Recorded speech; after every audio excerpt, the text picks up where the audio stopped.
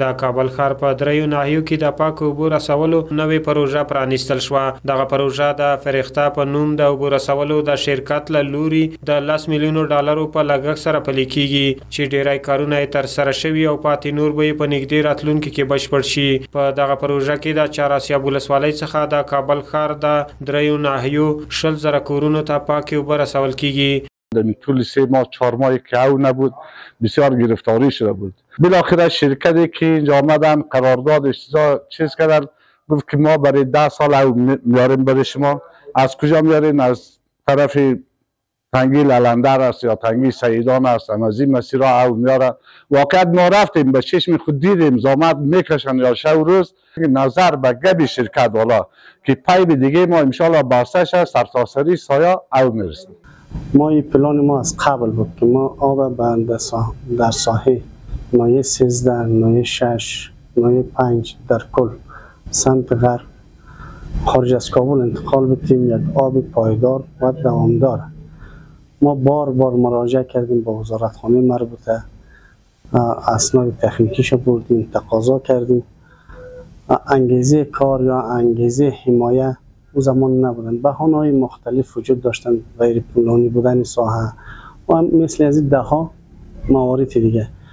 فعلا الحمدلله امارات اسلامی افغانستان مصممه با ارتباط مدیریت، کنترل و تنظیم آب که شدیداً سر از این قضیه کار مونه. ما شاهد بسیار پیشرفت زیاد هستیم در قسمت مهار آب، چی آبای فرامرزی و چی آبای سطح زمینی و چی آبای آشامیدنی که داخل شهرها هستن. فعلا برنامه منظم دارن.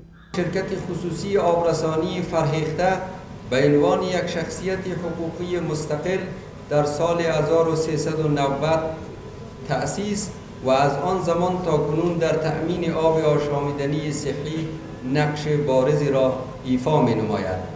د یاد پروژې د پرانیستلو په مراسمو کې سیمایزو مسولینو، ګڼ شمېر قومي مشرانو، دیني عالمانو او د سیمې اوسیدونکو ګډون کړی و چې د پاکو اوبو د کموالي د ستونزو پر حل لارو خبرې وشوې او د اوبو رسولو د شرکت له استازو غوښتنه وشوه چې خلکو ته په مناسبه بیه او دوامداره توګه اوبه ورسوي او هغه کورنۍ چې بې وزله وي په وړیا توګه د اوبه ورکړل شي.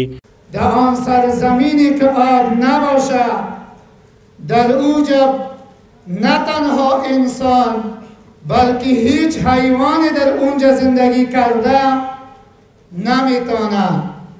حکومت اسلامی افغانستان الحمدلله شهرداری کشور ما کارهای خوبی را انجام داده اند و کارهای خوبی هم کردند.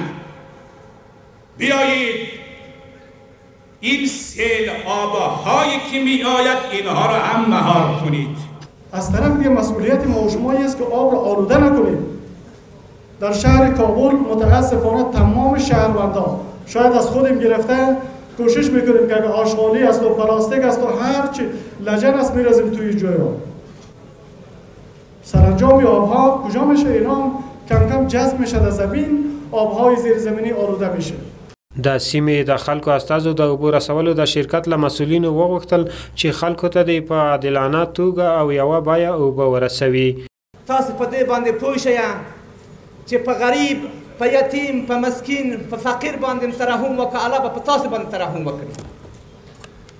نو کوشش به په دې باندې وي چې موږ تاسو چې غریبانو ته به لاس ورکوو، د غریبانو سره به همکاري کړو.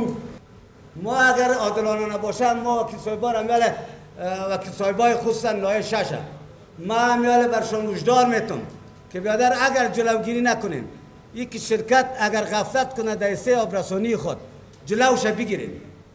ملت در پشتان است، امارت در پشتان است، مردم در پشتان است.